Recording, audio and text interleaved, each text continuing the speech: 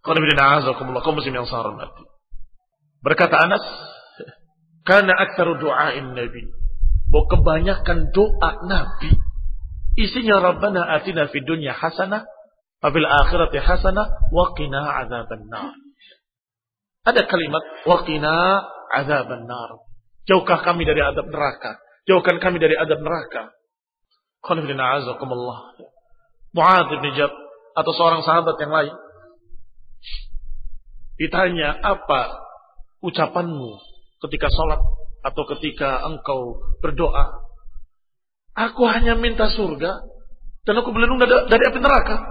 Inilah uksin dan danataka wala dan danata Mu'adz. Aku tidak bisa mengucapkan apa yang kau ucapkan wahai Rasul, atau apa yang diucapkan oleh Mu'adz. Aku nggak bisa, nggak hafal doa-doamu. Maka aku minta surga sama berlindung dari neraka. Bas, cuma itu. Apa kata Rasulullah SAW? Wa hal nudandin illa hadza. Tidaklah kami mengulang-ulang doa kami kecuali itu. Minta surga dan takut neraka. Apalagi? Berarti mereka, para sahabat radhiyallahu alaihim ajma'in, dengan Rasulullah sallallahu alaihi wasallam selalu berlindung kepada Allah dari azab benar. Dan selalu berpikir apa yang nanti akan terjadi setelah kematian. Ada hikmah yang sangat besar. Kenapa kita disuruh untuk mengingat kematian dan mengingat akhirat. Dalam hadis yang sahih, kuntu nahaitukum an ziyaratil qubur, ala fazuruha, fa innaha tudzakirukum bil maut. Ketahuilah, dulu aku melarang kalian untuk ziarah kubur, tapi sekarang zuruha, ziarahilah, fa innaha tudzakirukum bil maut. Atau dalam riwayat, fa innaha tudzakirukum bil akhirah. Sekarang ziarahilah kubur, karena itu akan mengingatkan kalian kepada kematian, akan mengingatkan kalian kepada akhirat. Disuruh untuk mengingat akhirat. Dan Rasulullah SAW berziarah kubur di tengah malam, sendirian. Sampai Aisyah kehilangan, kemana suamiku? Diikuti oleh Aisyah, kemana gerangan beliau? Ternyata ke kuburan Baqiyah. Mendoakan mereka, kemudian pulang. Itu ziarahnya beliau sallallahu alaihi wasallam. Ziarahnya beliau bukan tamasya, bukan wisata religius, bukan rame-rame dengan bawa snack, makan-makan di sana, bukan. Tapi datang, melihat mereka, mendoakan mereka, dan kembali pulang. Mengingat bahwa kita pun akan ke sana. Dan itu terungkap dalam ucapannya ketika salam. Assalamualaikum ya ahlal qubur, minal mu'minina wal mu'minat, antumus sabiqun, wa inna insyaallah bikum lahiqun.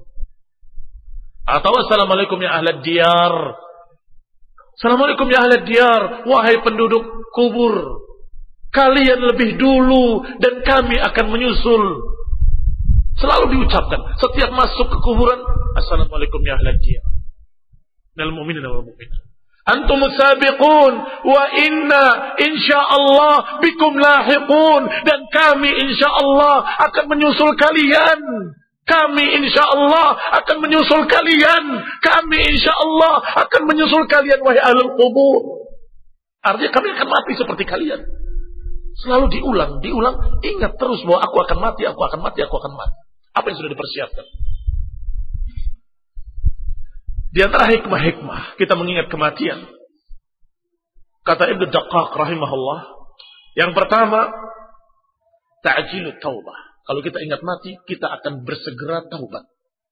Bersegera untuk bertaubat dengan taubatan nasuha, menghentikan kemaksiatan yang biasa dikerjakannya, menghentikan berbagai macam dosa-dosa yang selalu dia kerjakan, dan bertaubat dengan taubatan nasuha, berhenti dengan benar-benar berhenti dan berazam untuk tidak mengulangi dan menangis di hadapan Allah, ampunilah kami.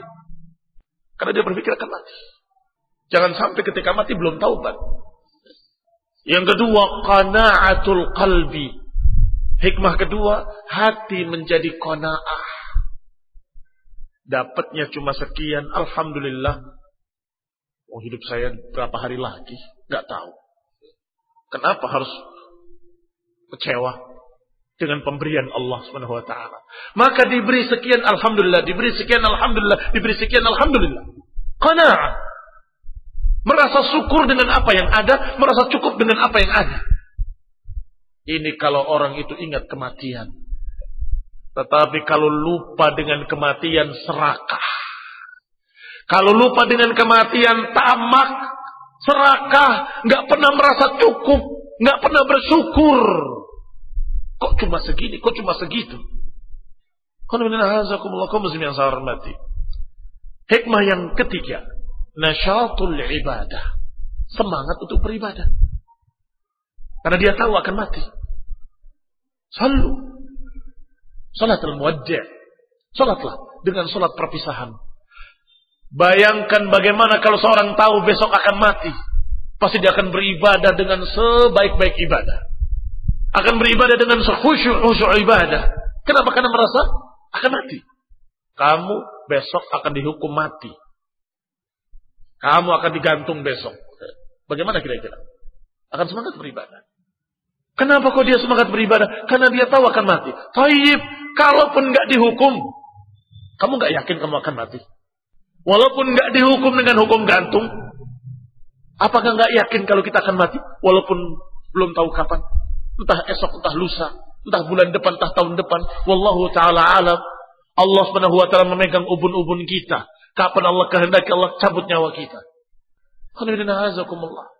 Maka tentunya dengan demikian akan bertambah ibadah. 3 hikmah ini akan didapat kalau kita selalu ingat kematian. Sebaliknya kalau kita melupakannya akan ditimpa 3 bencana.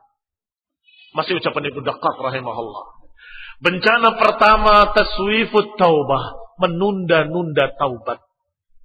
Nanti gampang, nanti saja gampang. Nanti kalau sudah tua, nanti kalau sudah begini, nanti kalau sudah selesai, saya kan masih terlibat, masih terkait dengan kerjaan saya. Nanti kalau saya sudah pensiun, saya akan taubat.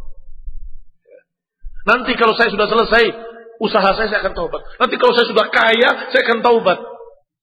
Dia tidak sadar kalau besok dia akan mati. Yang kedua, tarkur ridha bil kafaf. Tidak pernah merasa cukup. Tidak pernah merasa puas.